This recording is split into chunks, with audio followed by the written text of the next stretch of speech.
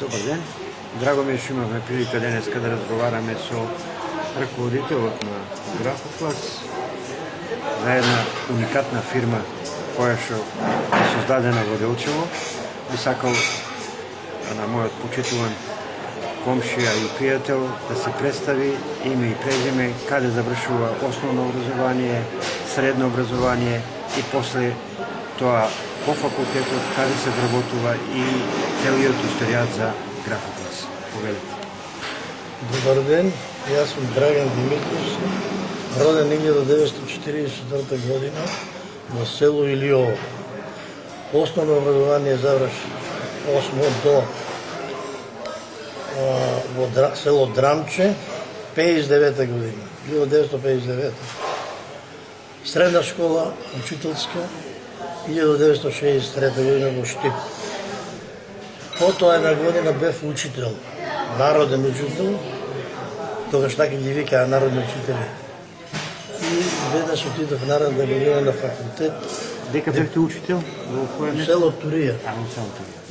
А наредна година отидов на факултет на природно-математички, група хемија, дипломирав 1970 година, добив звање дипломиран хемиски инженер. Потоа се вработив во Флотирка Делчо, 5 години работев и отидов во новата фирма Графопласт, која беше во основање. Која година е тоа? Тоа е 1975. Пета година. Кога почнува градбата на Графопласт? Градбата почнува одма, 75 година се градеше халата, а машините беа стигнати. Од која иницијатива е направена идејата за да се Графопласт гради во Делчево? Па сега иницијативата, ја не знам која е, важно опремата беше набавена преку белградска фирма Интерпласт и веројатно по тогашното раководство општинско инициирало да се гради една таква фабрика во Делчево. Инаку тоа е фабрика со висока технологија која бара исклучиво стручен кадар. Одма кога се нафативме со градбата, пративме и на обука луѓе во Италија, од каде што беше набавена опремата, во слична фирма која ќе беше амбалажна. Потоа во низ Југославија беа во Лозница, во Горни Милановац, таму се обучуваа кадрите и некаде 76-та почнавме со производство. Намената на фабриката и производство беше фина комерцијална амбалажа од квалитетни материјали, карта квалитетна, алуминска фолија, целофани, тие се соломатеријали, а од дуплекси, двојни спојувани со ПВЦ, тие се исто за комерцијална амбалажа која се користи во фармацевтичката индустрија, во индустријата за пакување на зачини, во индустријата за сапуни и ред други работи кај што има потреба таква амбалажа. Колку беа вработени од почетокот? Па вработени почетокот беа околу 60 души. Тоа беа се стручни кадри, без средно образование немаше човек. И тројца имаше за високо, 20 хемичко технолози, технолог еден хемичар и економичен, другите беа со виша графичка, виша машинска, виша електро и технички. Кој беше во раководството од ФГК? Во раководството беше директорот Тагарски Борис, покоен сега, Ѓорѓи Манов, жив е, јас и Блашка Ѓоргова, покојна.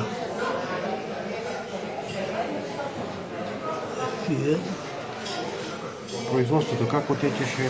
Па производството во почеток имаше проблеми, но бидејќи ние беме доста обучени, стручни, така да немавме многу проблеми, одевме со сродните фирми соработувавме. Со кои фирми се работува? Соработуваме во Пластика Горе Милановац, Центрофал Лозница, Нови Сад, Графопак и не знам други кои беа. Сега заборави за тоа одамна.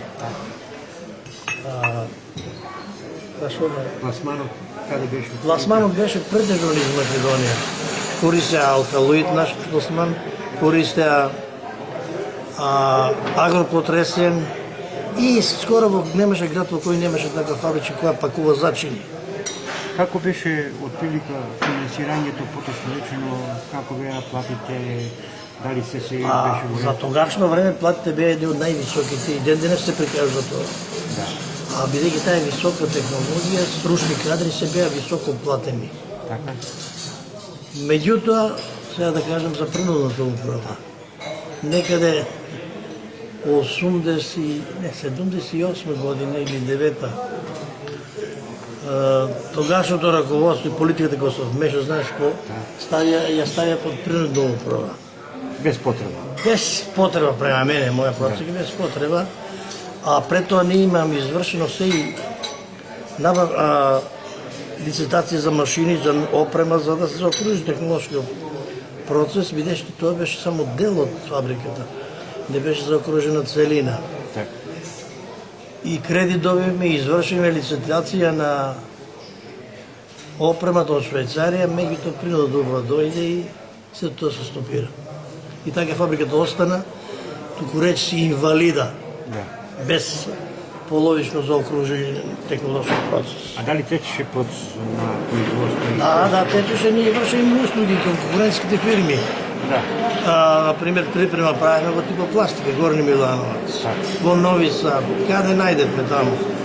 Дали доаѓа овој кај вас тука на... Да, доваѓа и тоа имавме одлична соработка. Ти многу помагаа, без разлика што се конкуренти.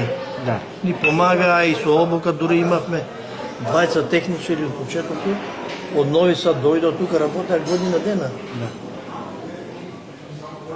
Имаше ли проблеми со пласманот на производите или се како произведено? Се немаше, денес таа фабрика не е имала никаков проблем за познат, да се работеше за познат купец.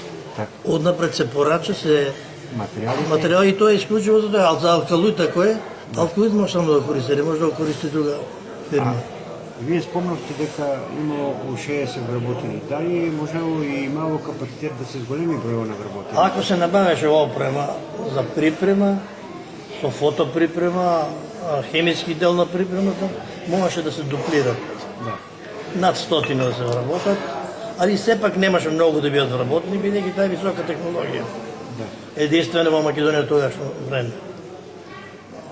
Како идеше, вие дали одевте во како инженери во посета на фирмите кои што ви беа ваши Видите, партнери? јас првото настапување во градот, другиот ден отидовме на пат и посетивме сите фабрики од ваков тип во Југославија беше, почнувајќи од Лозница, Типопластика, Нови Сад, Бања Лука и Бихач, мислам дека имаше и таму. И одма видовме што недостасува. Веднага изработевме ние елаборат што треба да се направи за да се заокружи селите, да биде тоа вистинска фабрика со висока технологија, со доходовност. Интересираме како беше дисциплината на вработените. Дали самите работници викате дека е доста голема плата, но дали како е била дисциплината на вработените? Дисциплината беше на висина, бидејќи тоа беше интелигентни свет, образовани, така да секој си знаеше работата и Немаше проблем. немаше проблем. Имахте целосно производство, така да немаше проблем. А имахте ли можност да им давате можност на вработените за време на летните ферии да одат некаде на летување или... Тоа е после, кога се интегриравме со комуна, имавме летовалиште наше во Струга и таму одеа, претежно.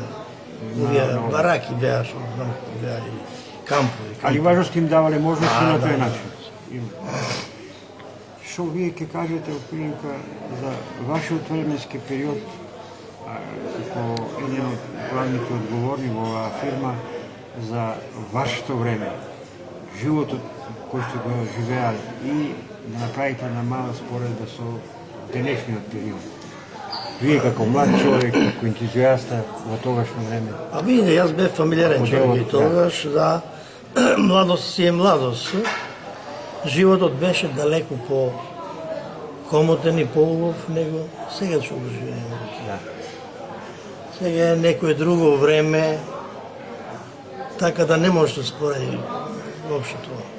Соработката, другарењето... Другарство имаше, ние се собиравме сите преку ден скоро кај некој од другарите на вечера и така натаму. И младодечкиот живот исто така, Да. како студент, како средношколец. Затоа минало поле сенка. Фала ви многу, да сте ми здрави и живи, многу години да се гледаме и од срце ми е драго што имав прилика да разговарам со вас и да ни дадете една мала слика за она што се вика графата.